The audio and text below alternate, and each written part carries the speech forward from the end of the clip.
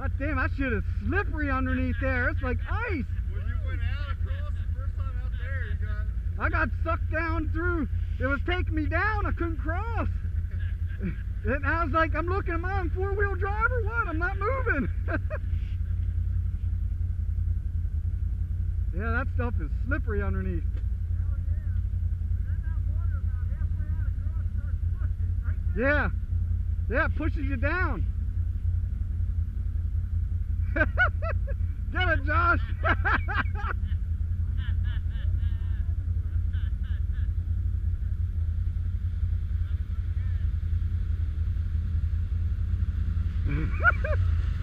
That's something, isn't it? It pushes you right down. What took you so long? What happened? What'd you do? Did you turn? What? Why'd you turn around? Because it was pushing you down. Fucking turned me sideways. I was pushing uphill and everything.